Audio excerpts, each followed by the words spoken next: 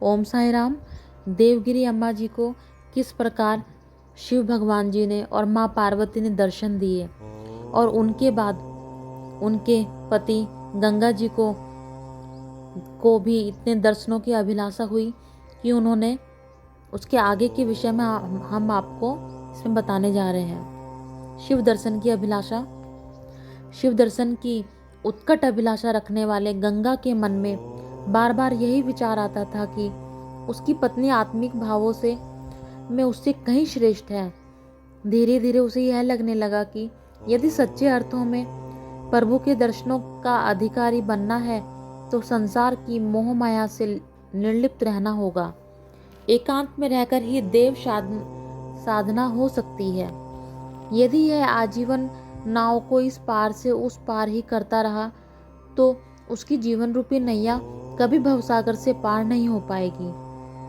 ऐसा एकांत तो परिवार व समाज के बीच रहकर मिलना असंभव था।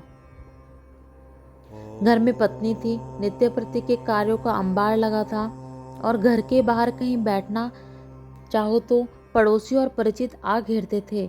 सबसे पहले यही प्रश्न पूछा जाता, भाई यहाँ अकेले बैठकर क्या कर रहे हो? मानो एकांत में बैठना और ईश्वर का स्मरण करना कोई बहुत बड़ा अपराध हो। पहले 2 पुत्रों के जन्म के बाद से तो उसे पूरा विश्वास हो गया था कि उस दिन प्रभु की चरण धूलि ही से ही उसका घर पवित्र हुआ था। इस तरह उसके प्रति उसके निष्ठा भक्ति का रंग और भी गहरा उठा था। वैराग्य की भावना प्रबलतम होती जा रही थी। अब इनकी पत्नी गंगा जी की पत्नी देवगिरी जी के गर्भ में तीसरी संतान आ चुकी थी। वह जानती थी कि प्रभु के कहे अनुसार यह संतान शिव का ही अवतार होने वाली थी। अतः वह दिन रात प्रभु के गुणगान में ही लीन रहती।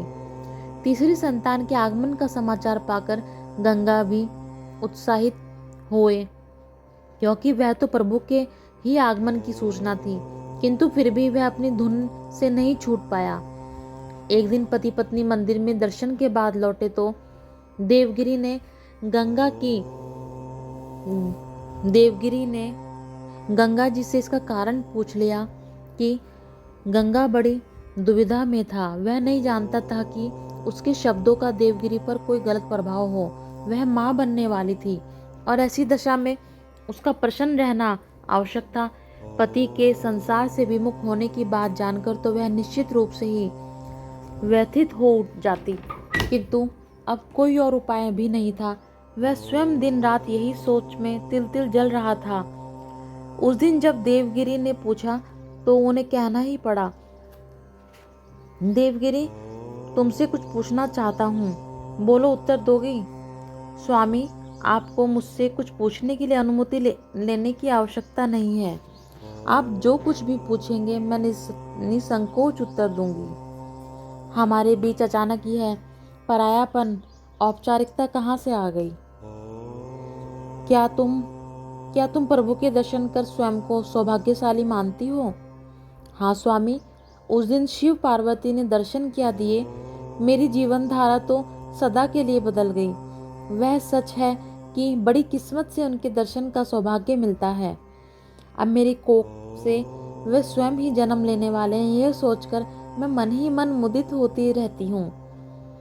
देवगिरी तो अपने ही मन में उल्लास से में कहती जा रही थी और गंगा के चेहरे के भाव जाने कैसे आए थे।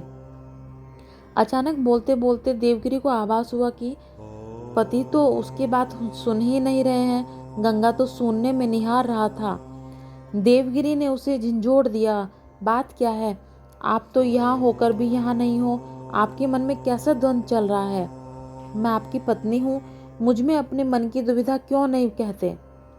गंगा ने स्वर को भरसक संभाल कर कहा, तुम ही कहती हो कि बड़भागी ही ईश्वर का दर्शन पाते हैं, तो क्या मैं इस योग्य नहीं था कि मुझे भी यह सुअवसर मिलता? मेरे द्वार पर आकर प्रभु मुझे दर्शन दिए बिना लौट गए। क्या मेरी भक्ति में कोई कहीं खोट था? देवगिरी को अचानक कोई उत्तर नहीं सूझा। वह मन ही मन शब्दों की तलाश में थी कि गंगा के अगले शब्दों ने उसे भौचक्का कर दिया। मैं वन में जाकर प्रभु की साधना करना चाहता हूँ ताकि उनके दर्शन पाने का अधिकारी बन सकूं। देवगिरी ने क्षण भर बाद कहा, स्वामी आपका विचार तो बहुत उत्तम है, किंतु इस समय तो हम प्रभु के ही कार्य के लिए नियत हैं। मेरी कोख में पल रही संतान उन्हीं का अंश है। एक बार इसका जन्म हो जाए तो मैं भी आपके साथ वन में साथ चलूंगी और फिर हम दोनों एकांत में साधना करेंगे। गंगा तो जैसे उस दिन अपने मन की बात कहने की ठान चुका था। वह जानता था कि उसकी बात सुनकर देवगिरी पर क्या बीतेगी, किंतु अब कहने का उचित समय आ चुका था। वह बोला, नहीं, तुम साथ नहीं चलोगी, मैं अकेले ही जाना चाहता हूँ। वह अपलक पति का मुख ताकती रही, मानो उसे इन शब्द पर विश्वास ही नहीं हो रहा हो। पति के बिना तो वह जीवन में एक क्षण के लिए भी जीने की कल्पना नहीं कर सकती थी। गंगा ने समझाना चाहा, देवगिरी, अब मेरे मन में देव दर्शन की चाह इतनी प्रबल हो उठी है कि मुझे कुछ भी नहीं सुहाता। ऐसा लगता है कि मैं एक निष्प्राण जीवन जिए जा रहा हूँ। मनुष्य प्राय सांसारिक बंधनों में लिप्त होकर अपने जीवन का परम उद्देश्य भूल जाता है। अब जबकि मुझे अपना उद्देश्य स्मरण आ गया है, तुम मुझे वहां तक जाने से मत रोको, मेरे पाँव में गृहस्थी की बेड़ियां मत बांधो। देवगिरी के आंसू उमड़ पड़े। स्वामी, हमारी संतान का क्या होगा?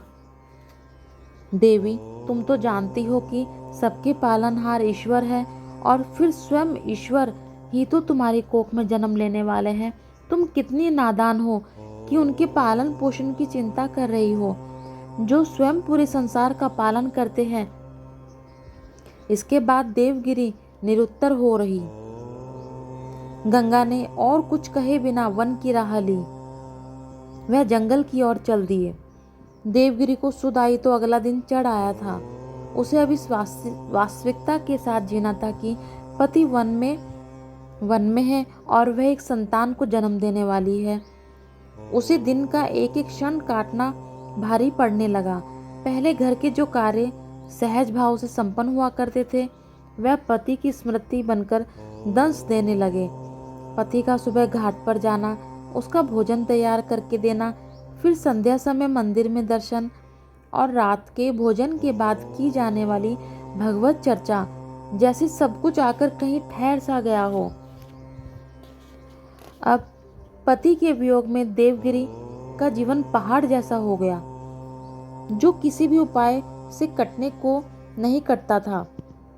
ग्रामीण जीवन बहुत ही सरल व निश्चल होता है, मगर आसन प्रसवा देवगिरी को घर में अकेले देख पड़ोसी ने स्वयं ही भोजन करवा जाती, सेवा जतन करती, किंतु उसकी पीड़ा व वियोग का इलाज तो किसी के पास न था।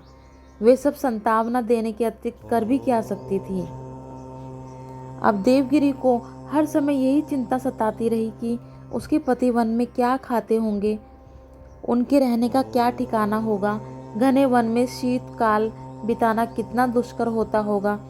जब वे अस्वस्थ होते होंगे तो उनकी देखभाल कौन करता होगा। एक दिन जब इन्हीं विषयों का बोझ असहनीय होने लगा तो देवगिरी ने भी वन की ओर प्रस्थान कर दिया। उसे कुछ आभास सा था कि पति पास वाले वन की पगडंडी से गए थे। यह अनुमान के आधार पर वह आगे बढ़ती गई। चलते चलते इतने घने वन में जा पहुंची जहां दिन में भी सूर्य देवता की कोई किरण नहीं पड़ती थी।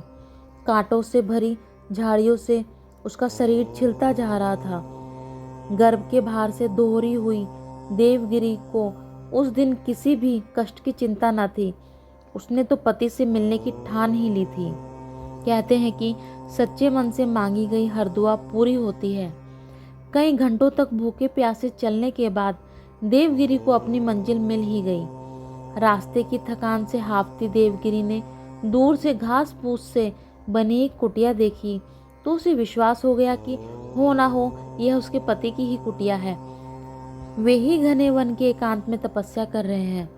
गंगा जिस दिन से वन में आया था, उसने तो जैसे उसी दिन से नेह की हर डोर काट दी थी।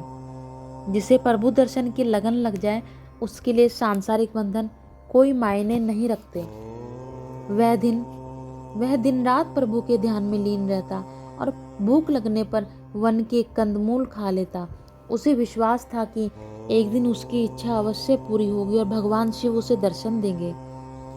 यदि कभी पत्नी और उसके गर्भस्थ शिशु का विचार आता भी तो वह प्रभु को साक्षी मानकर हाथ जोड़ लेता, मन ही मन पत्नी से क्षमा याचना करता और प्रभु से विनती करता कि उसकी अनुपस्थिति में उसका ध्यान रखे।